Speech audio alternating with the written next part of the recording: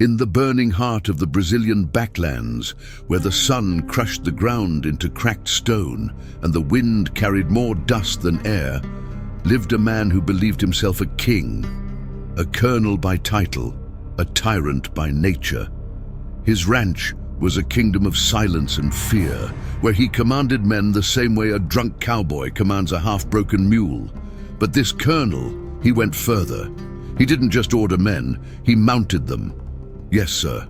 The cabra made workers bend over so he could climb on their backs like they were horses. He'd pull their hair like reins, kick their ribs with his boots, laugh while they trembled under the weight.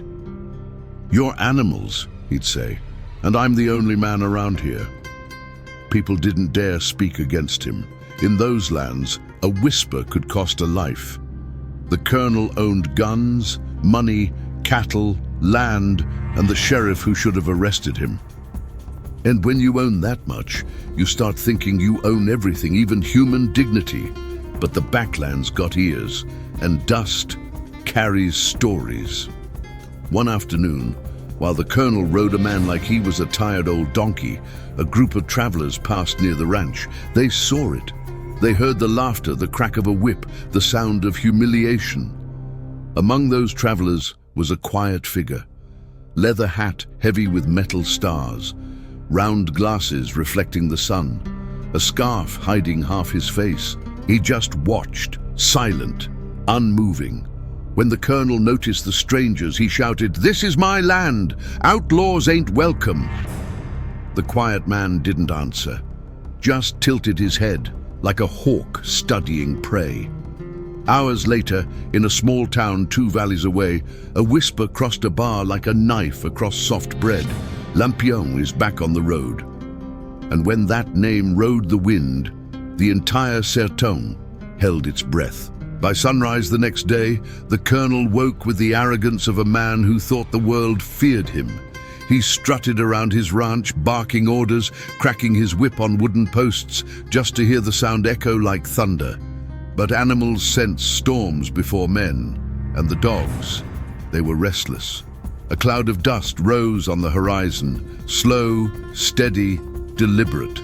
Not like a cattle herd, not like travelers, like a decision riding toward the ranch. The colonel narrowed his eyes. "Who the hell is that?"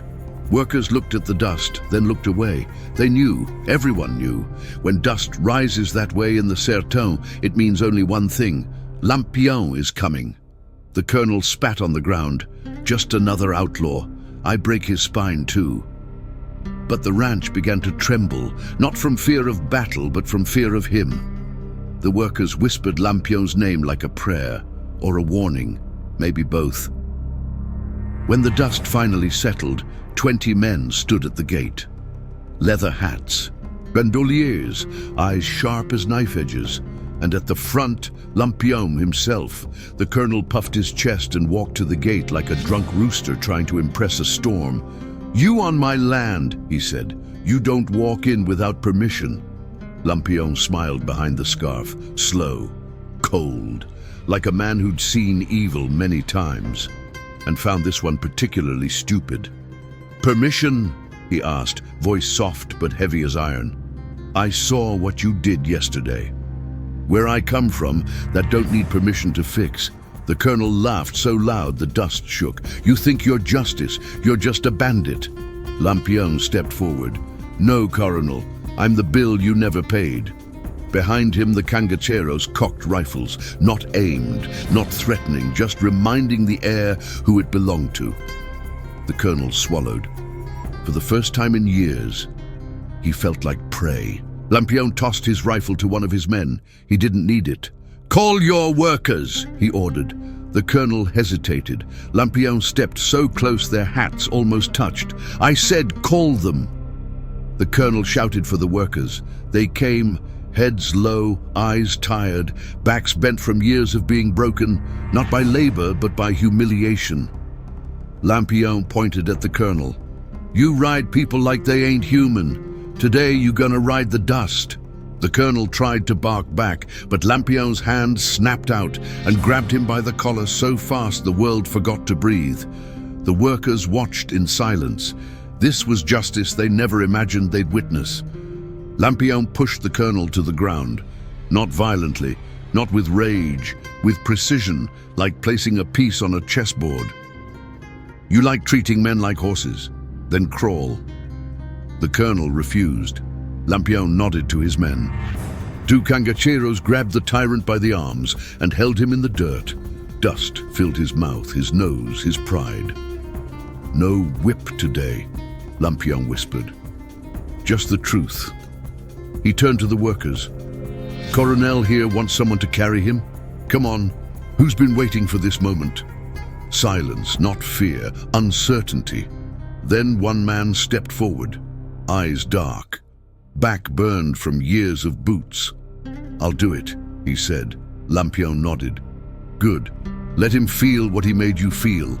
The worker climbed onto the colonel's back, not harshly, not cruelly, just enough to break the man's fantasy.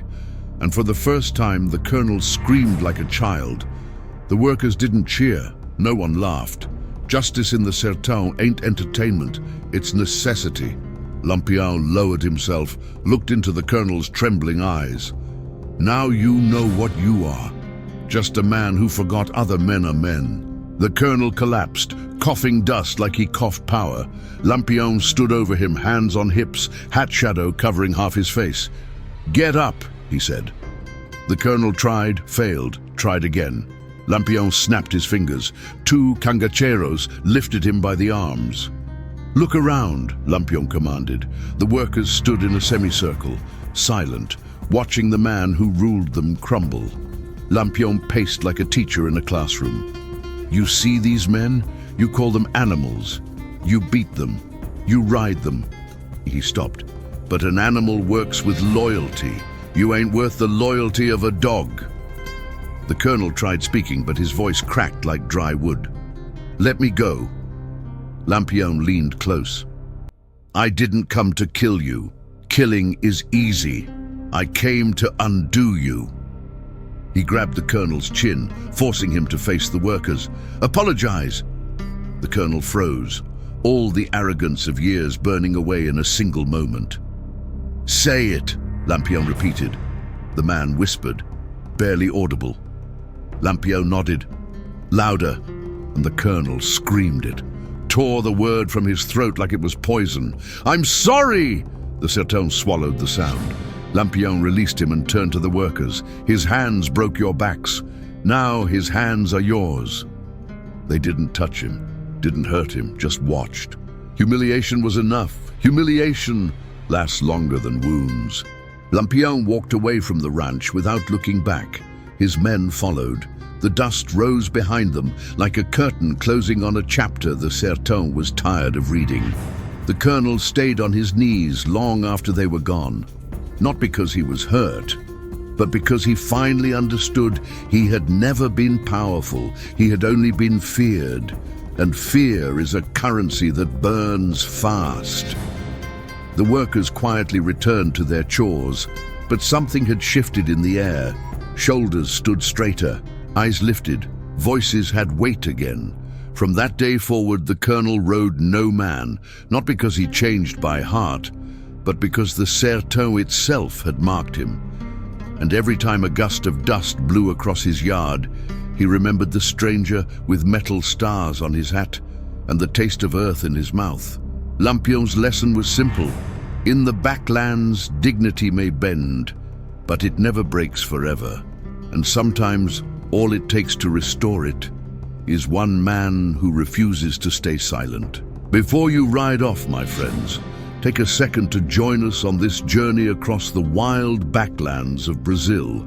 If you're watching from the United States, Canada, Australia, Europe, Asia, or any corner of the world, tell us in the comments where you are. Tell us your city, your country, your place on this big map. We love seeing how far the dust of the Brazilian backlands can travel. This channel brings you stories from the true Wild West of Brazil, legends, justice, revenge, stories carved in heat, dust, and courage from our sertão.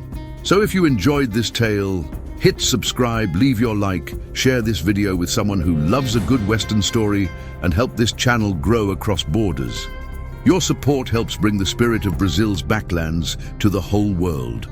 Let us know what you thought. Drop a comment, tell your story, and stay with us on this long road of dust and legends. Thank you for watching, and welcome to Dust and Blood of the Backlands.